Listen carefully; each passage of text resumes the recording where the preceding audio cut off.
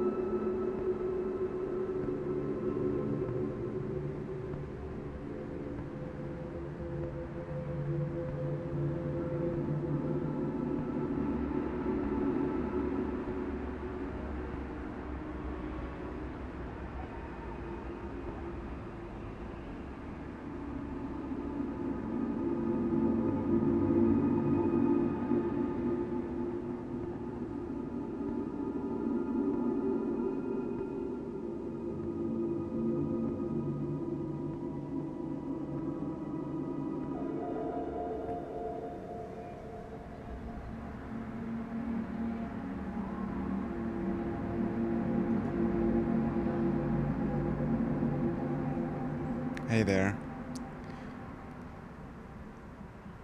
It's been a very long week for me, personally. It's been like really a long week, and I did not have such a long week in a long time. Interesting enough, although we're going through this corona pandemic, I don't even know how to call it anymore. It became so normal these days. It's amazing how adaptive one can be. Once, one is really kind of forced into it, when there is no choice. And there is no choice, and it's like eventually it gets on and on. I mean, this is the only way to actually be sane, I would say. But in the same time, is the circumstances really stopping me from expression or being expressive naturally? Are the things that are being said or not said, being done or not done, depending on the situation? or one manages to be themselves regardless of the circumstances. And this is a huge part of meditation, is that am I a result of the circumstances alone? And based on the circumstances, I will be. Which is, this is actually what things are. Like if you have a different specific upbringing or a specific environment, and that environment nurtures one to be one way or the other. But life in general manages to, I don't know, slip us something along the way. Some people have it like in the early ages, some people have it like in the late ages. And it's always something like, it's like, you know what, something happened and then it shaped my life apart. Like, oh my God, it made me rethink and relook at everything that I thought I know or I thought I believe. Maybe it's not maybe, actually, it's usually a crisis if one thinks about it. A near-death experience, a death of a loved one, losing a job, I don't know, losing friends or losing a loved one. It's always kind of a crisis that shakes that construct we call an identity. And that leads us to kind of think and look in a certain way, differently than what we are, let's say, used to or programmed to. Now, that sounds nice. Actually, it does sound nice. However, the identity soon reformulates itself based on the newfound knowledge and the newfound circumstances. And I feel proud of it for a little bit, for a while, for a long while. And then things go back to the way it were. Things go back to the way they were. And now it could be even a little bit worse because now I have survived whatever have happened to me. And probably I carry all the badges of pride. I did this and I did that. Regardless of all the circumstances I have broke through, I should be proud of myself.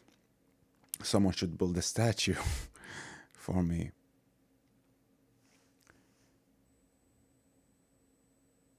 So it seems that the question now I'm asking myself, should one be in a constant state of crisis in order for one to be truly humble and truly receptive of life, regardless of one's own picture or image of identity that one has? That's insane to imagine that one could live like that in that way. Or the other option is like, do I really have an identity and it's the wrong identity, so I have to find the right identity and then I go search for it, probably keeping myself busy along the way.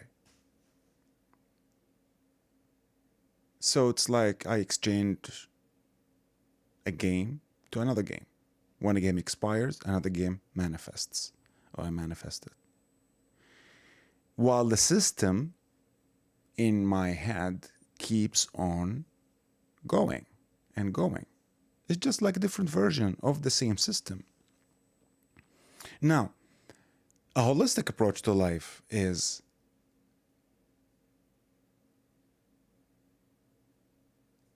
life beyond the system,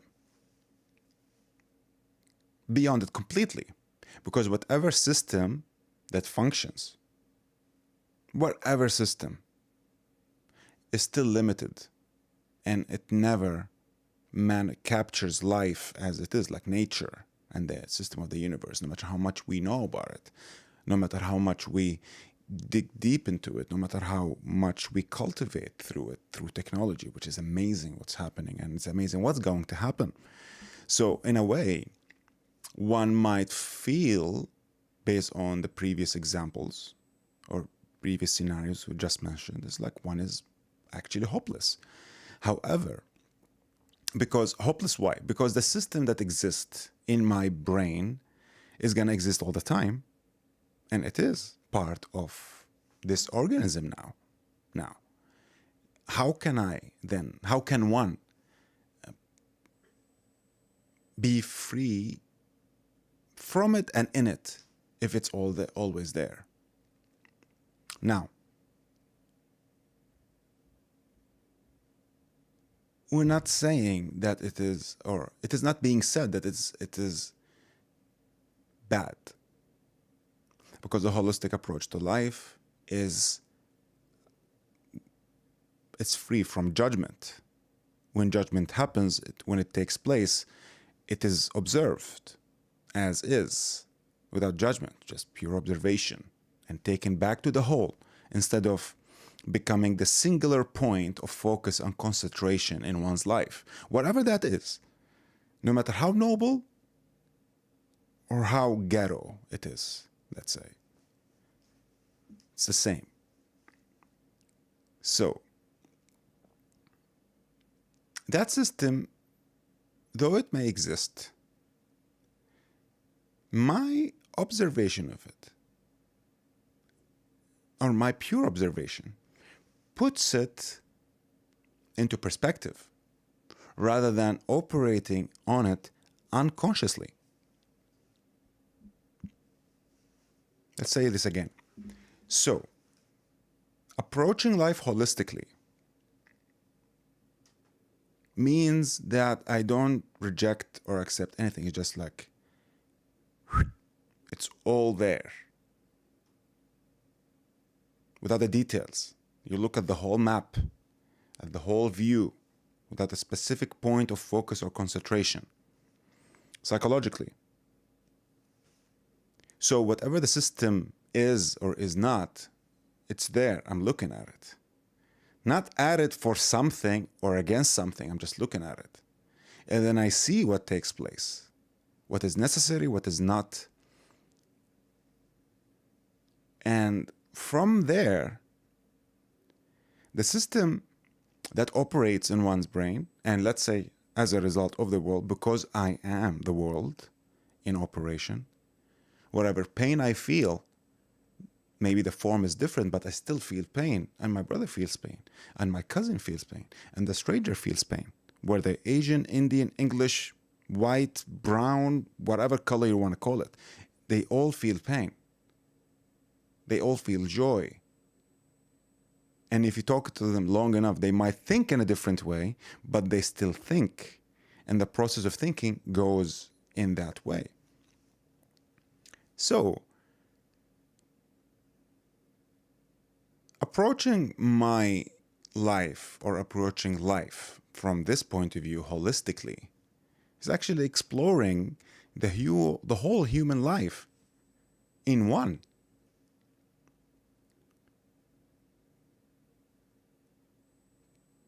So,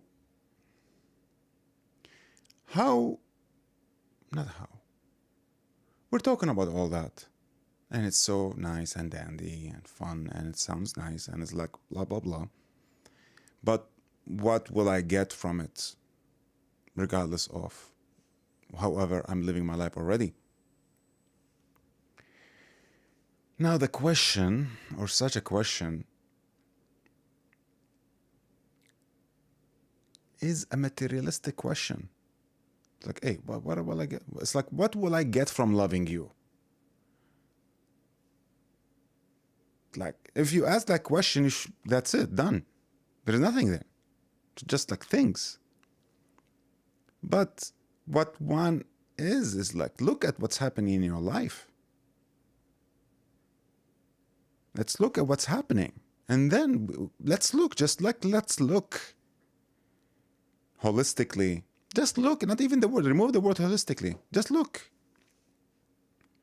And watch the reactions, thoughts, the feelings, the ideas, the dreams,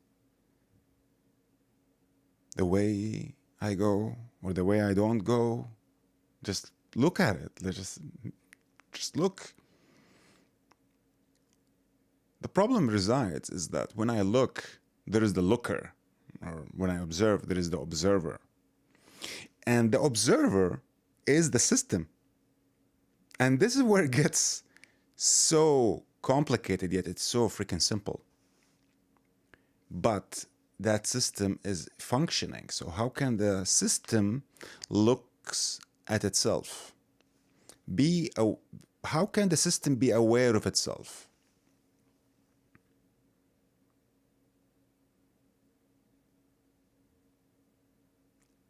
Such a heavy, dense question. The question is, let's reformulate it. Can a system be aware of itself?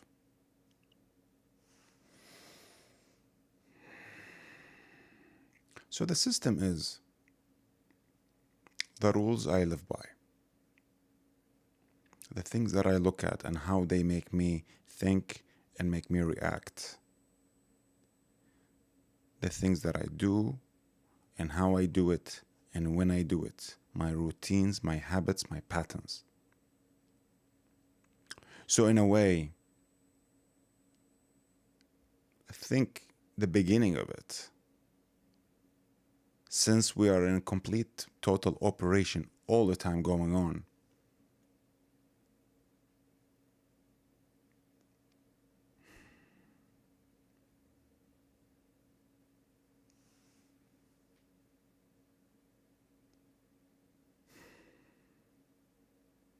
to observe what we're doing, or to just be observant and attentive to every minute, to every bit of every minute.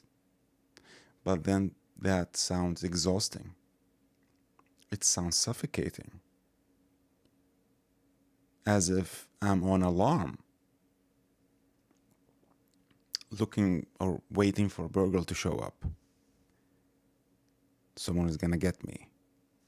And I need to be ready at all times. That the thing is, such a way of living, I would say, in that perspective that's just been put out. Who wants to live like that? Always on the watch, like watching out for something. Like you're always living with the enemy, close at hand, yet you can't see it. True. And no matter what one does, it's always there. It's kind of, if one thinks about it, like you're always being monitored.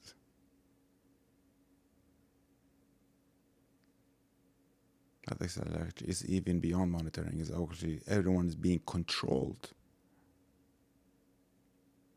So, what am I controlled by? Factually. Fact, I'm controlled by the past. I'm controlled by the beliefs. I'm controlled by how I have been living.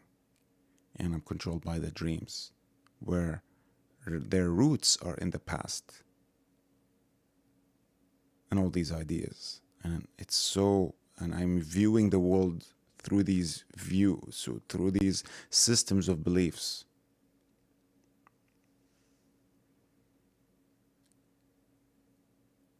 And it's all okay until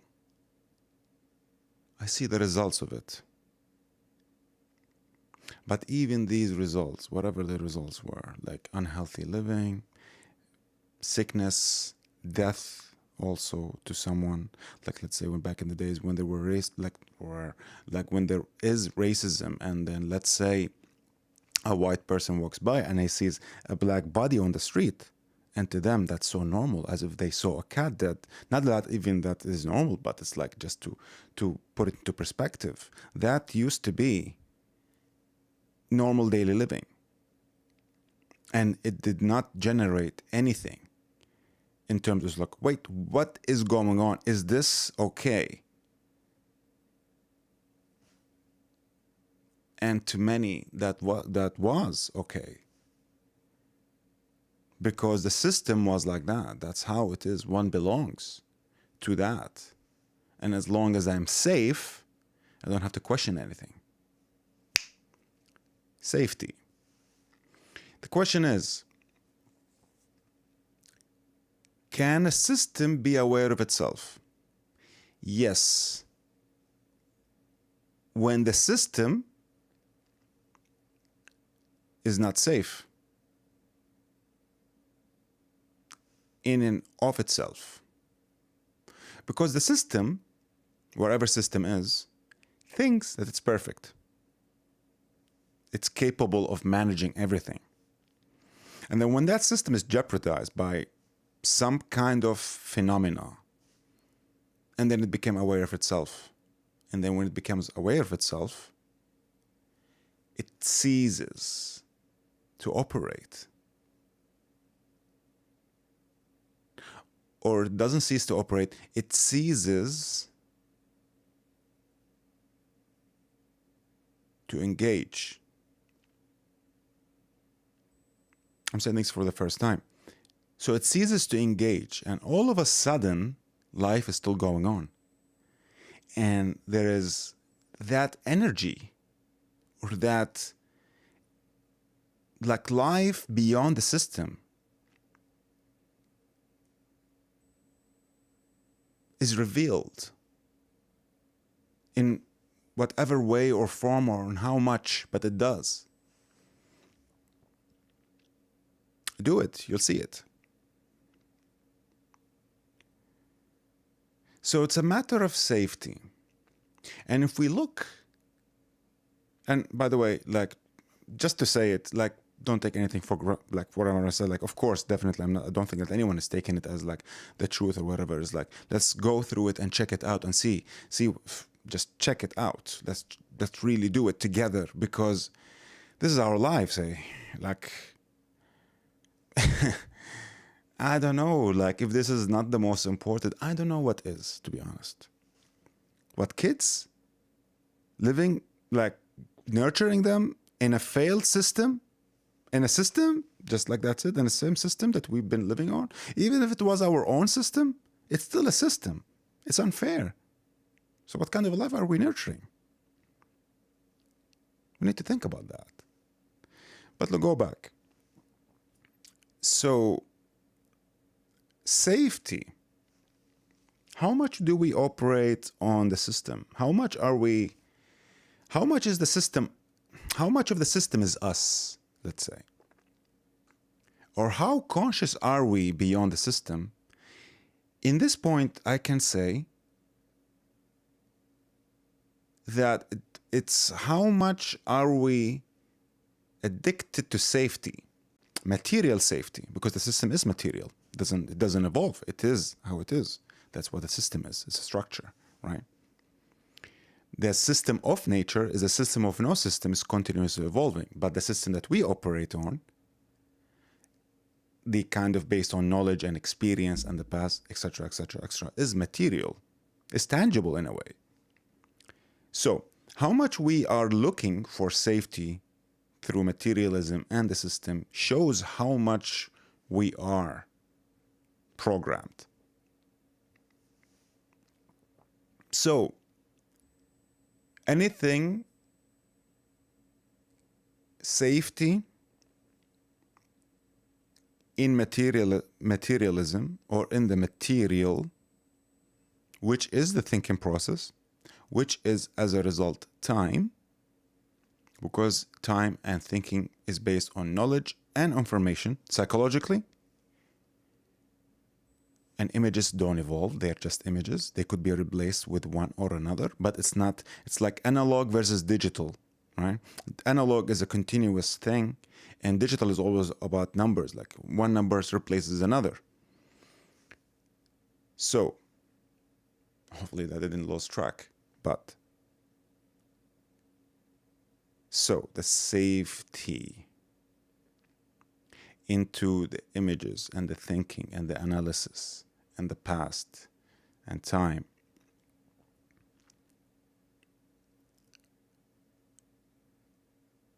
all those create attachment. Attached to the past or the dreams or whatever it is. Because all of a sudden, whatever I'm attached to highlights the fact that I cannot live without that, whichever I am attached to. Whenever it's taken away from me, I'm in a state of panic, anxiety, or depression, whatever it is. So is this safe? Is this safety? This is the safety that we're pursuing and seeking all the time, keeping us busy all the time, engaged, occupied all the time, replacing from one to another. But is this safety? What kind of safety is this that I always have to keep working for it?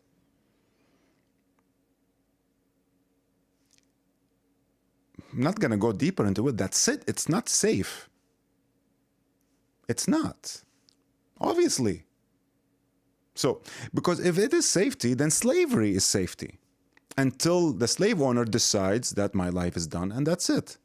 So as long as my slave owner or the owner is happy with me, then I'm okay. Whatever you want to call that. You want to call that, let's say it as it is, state, the religion, my boss, sometimes my wife, sometimes my family, whatever that is, whatever authority. So if that's all that, let's say traditional way of living is not safe. So where is the safety?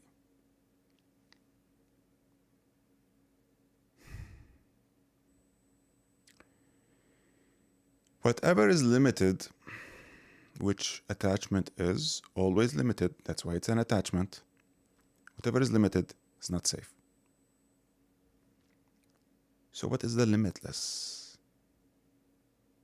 Is there that which is limitless?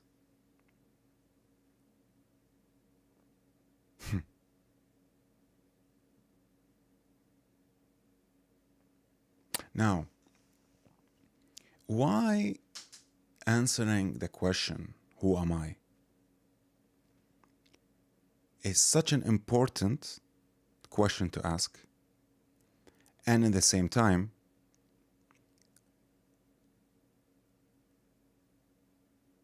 it is so,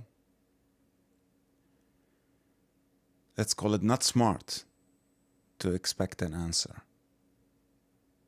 Because whatever myself is, the moment I put a label on it, it becomes limited. We see this factually. If I call myself from a certain place or another, then it's so hard for that self to exist anywhere else. Whatever job that is, changing a career or changing even the friends that I'm with or whatever it is, or the language I use, it's so hard, especially when I'm really attached to it. When I'm like, when the belief or the system, it like that's it. It's limited. So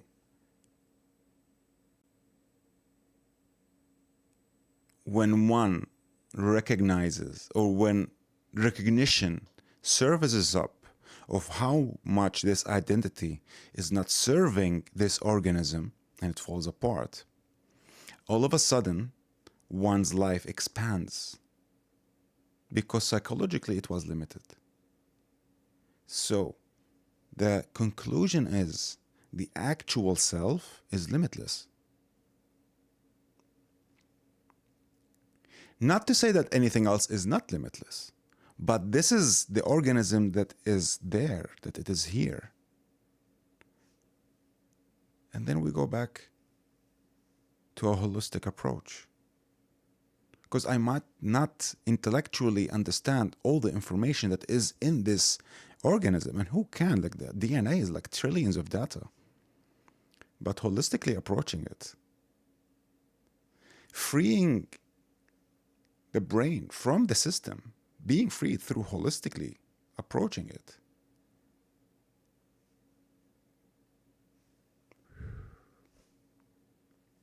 That is my safety. My safety is in the unknown, of how comfortable I am with the unknown. Defining the unknown psychologically is probably driven by the fear of death. But I think for that matter, I think it's maybe we can talk about the fear of death on another week because it's getting too long. Probably it's a very good point also to move to music. So to conclude this point, safety is in the limitless. And the pure self is limitless. Hence we meditate. Let's go.